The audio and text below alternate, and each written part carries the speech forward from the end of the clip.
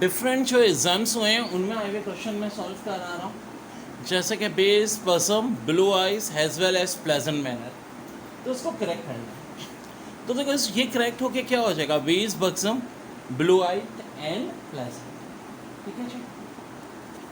मसला ये होता है मेरे भाई, जब मैं रूल्स और ट्रिक बताता हूँ तो उस वक्त तो सब ओके समझ में आ जाती है, लेकिन असल मसला होता है पेपर वाले दिन अप्लाई करना। This list of spare parts law, मैं बार बार एक रूल बता रहा हूँ कि ऑफ से पहले, ऑफ के बाद जब नाउन होता है तो वर्ब किस नाउन के तहत होता है, अकॉर्डिंग टू फर्स्ट नाउन।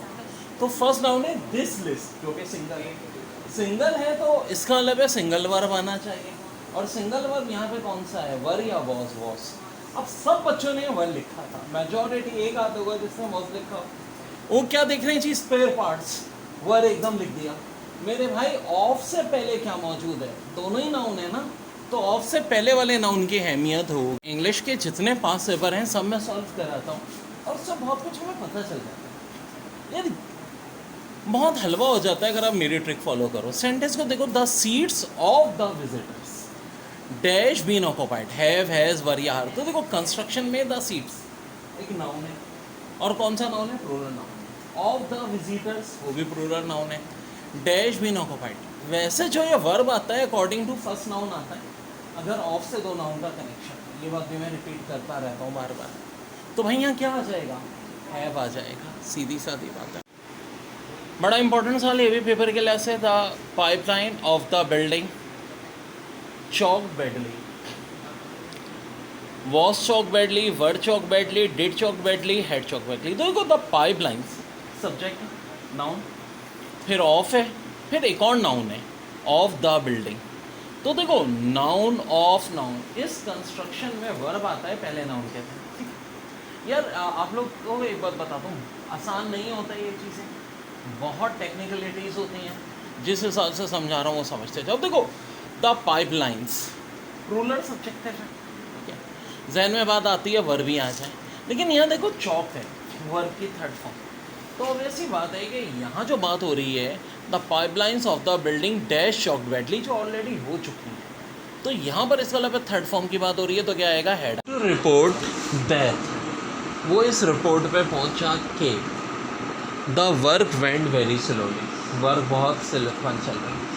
देखिए वेरी स्लोली बिल्कुल सूट कर रहा है कि वेंट यहाँ पे वर्क की सेकंड फॉर्म यूज़ हो रही है, बिकॉज अब रीज़न को स्ट्रॉन्ग केस में आना चाहिए, बिकॉज क्या केस स्ट्रॉन्ग है, बिल्कुल स्ट्रॉन्ग है। The x-ray machine was not working, very good या वेरी वेल, तो ज़्यादा बेहतर यहाँ क्या लगाना है, वेरी वेल, क्योंकि वर्ब की आईएनजी फॉर्म है तो हमें एडवर्ब चाहिए, इसलिए हम लिखेंगे वेरी वेल। देखो बड़ा अच्छा सवाल आया था, इन देयर सर्विस, यहाँ तक था ये, ही रिस्क इज लाइफ 20 times आयर, यहाँ तक था डी।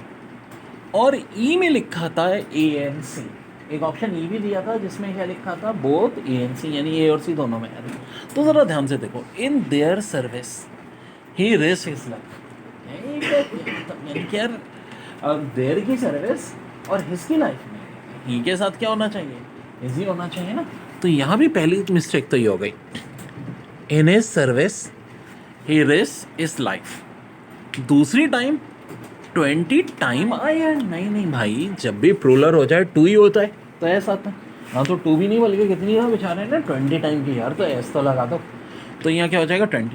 तो ऑप्शन ए भी गलत था, सी भी, तो ई में क्या दिया था, बोथ ANC, तो आंसर है बोथ ANC। वेरी बड़ा अच्छा सवाल है, tsunami and earthquake are natural. Wait a minute, सबसे पहले बात हो रही है tsunami and earthquake, are बिल्कुल सही है जी, नेचुरल आगे लिखा है phenomena that can not be prevented. तो मेरे भाई एक बात सुनो, सोनामी एंड अर्थक्वेक दो की बात हो रही है, यानी कि प्लूरल फॉर्म चल रही है, और ये फिनोमेनन तो सिंगुलर के लिए यूज़ होता है, प्लूरल के लिए क्या यूज़ होता है, फिनोमेना।